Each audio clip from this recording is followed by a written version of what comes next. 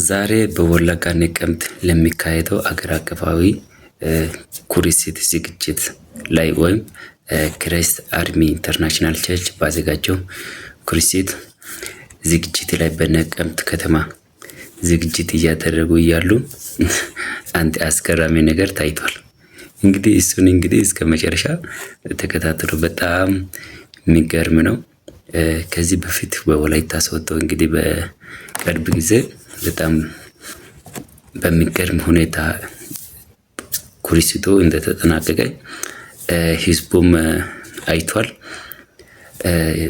የክራይስት አርሚ ባሪራይ ራሱ በጣም ደስ ብሎት ገና አገልግሏል እና በጣም በሚገርም ሁኔታ ነው የወላይታ ኩሪሲት ያሳለፍነውና እንግዲህ አሁን ደግሞ በሚገርም ሁኔታ በነቀምት ወይም በወለጋ ነቀምት ካይተው ኮንፈረንስ ላይ ወይም ኩሪሲት ላይ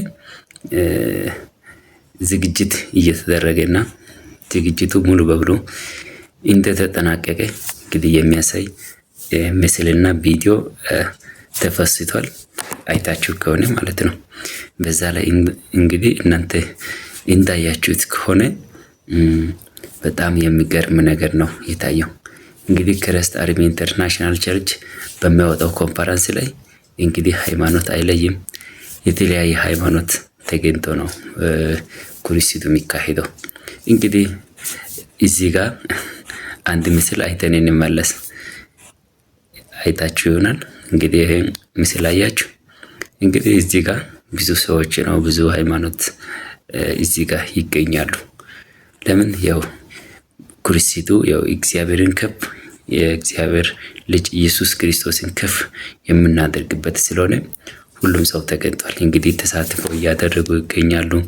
ተዋይቶ ልጆችም ተሳትፎ እያደረጉ ይገኛሉና በጣም የሚገርም ነው።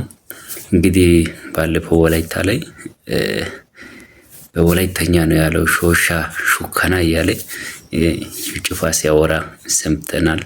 እንግዲህ ልክ እንዳለው ሾሻ ሹገቲስ ታርዷል ማለት ነው። ኢባቡ ታርዷል በወላይታ አደባባይ ላይ ማለት ነው። አደባባይ ላይ ሚሊዮን የሚቆጠሩ ሰዎች በተገኙበት በጣም ከፍተኛ በሰይጣን እስራት ያሉ ሰዎች ከእስራታቸው የተፈቱበት ከጥያቄያቸው የወጡበት በጣም ድንቅና አስገራሚ ኩሪሲት ነበረ። በጣም በሚገርም ሁኔታ አይተን ነበር። አሁን ደግሞ በሚገርም ሁኔታ እንግዲህ ነቀምት ላይ በጣም በጥሩ ሁኔታ ፕሮግራሙ ተዘጋጅቷል።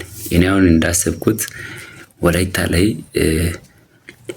እንዳየነው ብዙ ህዝብ ብዙ ሚሊዮን የሚቆጠር ህዝብ እንግዲህ ነቀምት ስታዲየም ላይ እንደሚገኝ ተስፋ አደርጋለሁ። በጣም ደግሞ የሚገርም ኩሪሲት ነው። በጣም ትልቅ ኩሪሲት ነው። ብዙ ሰዎች ደግሞ ይገኛሉ። ባይዘይ ብዙ ሃይማኖት ሰዎችም በዛ ቦታ ላይ ይገኛሉ። ከእስራታቸው ይፈታሉ። በጣም ድንቅና አስገራሚ ነገር ነው። እንግዲህ ውድና የተከበራችሁ የአሹ ሚዲያ ተከታዮች ቀጣይ ፕሮግራም እስከሚያልቅ እንግዲህ አዳዲስ መረጃዎችን እናንተ ጋር አደርሳለሁ። ቪዲዮ ከተመቻችሁ ላይክ እና ሼር አድርጉ። ቀጥታ ይሄን ቪዲዮ እስከ መጨረሻ ዝግጅቱ ምን ይመስላል፣ ዝግጅት ላይ ምን አለ፣ እንዴት ነው ዝግጅቱ የሚለውን እንግዲህ ቀጣይ ቪዲዮ አስቀምጣለሁ። ቪዲዮን ተከታተሉ፣ እስከ መጨረሻ ቪዲዮ ተከታተሉ።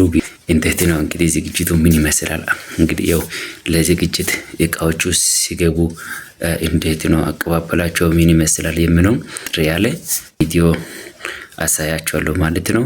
እስከ መጨረሻ ተከታተሉ። ይመቻችሁ።